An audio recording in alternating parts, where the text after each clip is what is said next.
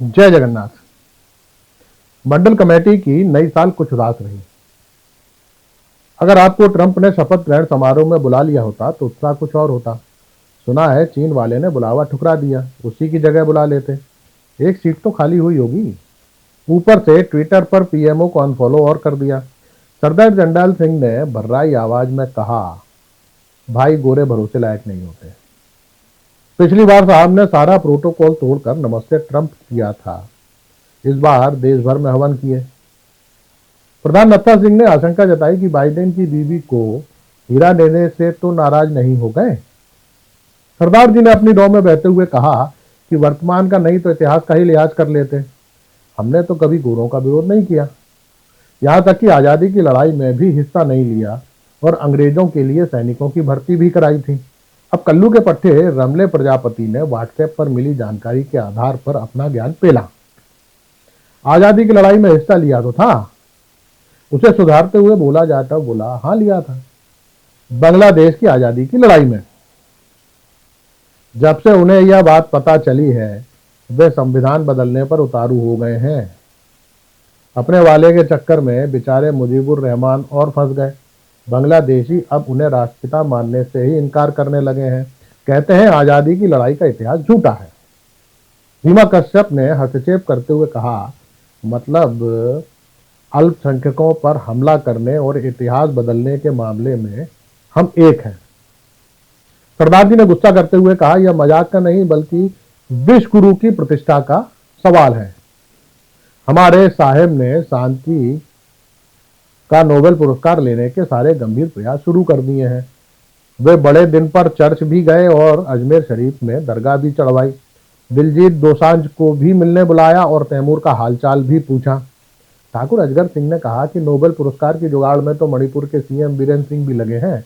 नई साल की शुरुआत ही उन्होंने हिंसा से माफी मांगने कर की, वे भी पूरे पौने 2 साल बाद। उन्हें यह भी नहीं पता कि जो राजधर्म निभाते हैं वे नरसंहार के लिए माफी नहीं मांगते। कल्लू कसाई ने कहा कि साहब को अगर सरदार को ही मिलने बुलाना था तो दल्लेवाल को भी बुला लेते। 1 माह से ज्यादा हो गया अनशन करते हुए, या उन्हें भी स्वामी सानंद बनाकर मानोगे जो गंगा के लिए अनशन करते हुए मर गए। सुना है कल्लू कसाई भी मंडल अध्यक्ष बनने की जुगाड़ में लगा है, इसीलिए आजकल नीतीश कुमार बना घूम रहा है। नीतीश कुमार से याद आया, प्रभु सुना है नए साल में फिर पलटी मारने के सोच रहे हैं।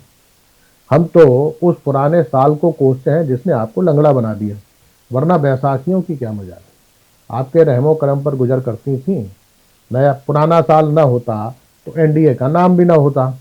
पार्टी कार्यकर्ता तो आपके दिल्ली में दिए भाषण से भी निराश है।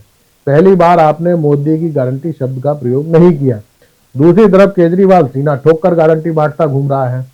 आपको यमुना सफाई की बात भी नहीं करनी थी, वरना लोग नमामि गंगे करने लगते हैं। मंडल कमेटी की बैठक में एक बार फिर नए साल के संकल्प दोहराए गए। पार्टी के मार्गदर्शक मंडल सदस्य राधेलाल पंडित जी फिर भावुक हो गए। कहने लगे, हालात बदले तब नया साल। अब 5 साल तो बैसाखी संभाल कर ही चलना पड़ेगा। लोग रोजगार की जगह 5 किलो राशन में खुश रहेंगे। संबल के बाद कुछ और जगह भाईचारे की खुदाई हो जाएगी। स्वतंत्र आवाजों को दबाया जाएगा। छत्तीसगढ़ में पत्रकार की हत्या के साथ नए साल का आगाज हो भी गया। नया साल उनके लिए शुभ है जो भ्रष्टाचार करने के बाद भी न पकड़े जाएं, जो देश का पैसा लेकर विदेश भाग जाएं। नया साल उन पूंजीपतियों के लिए शुभ होगा जिनके लिए सरकारें कुछ और आदिवासियों को विस्थापित करेगी। अब इन विस्थापितों और गरीबों को भी क्या शुभकामना देना है। नया साल उनके लिए शुभ होगा जिन्हें बिहार और दिल्ली में सत्ता मिलेगी। जनता को मिलेगी सिर्फ शुभकामना संदेश। कल्लू कसाई ने कहा कि साल बदला है, हम नहीं। उस दिन घसीटा मल की चाय की दुकान पर एक फकीर एक तारा लिए गाना गा रहा था, वह सुबह कभी तो आएगी। मैले कपड़े पहना, शरीर पर फटी चादर। सिया ज्यादा और उसके साथी पूरी तल्लीनता से सुन रहे थे। पास खड़े गांव के युवा उसका गाना सुन हंस रहे थे। पत्रका लंगड़ कह रहा था कि हाँ, नई साल की शुरुआत बिहार में रोजगार मांग रहे युवाओं के लिए लाठियां खाकर हुई। उससे अच्छे तो कांवड़ यात्री हैं जिन पर पुलिस फूल बरसाती है। शेष कुशल, आपका भक्त सेवक राम। नमस्कार।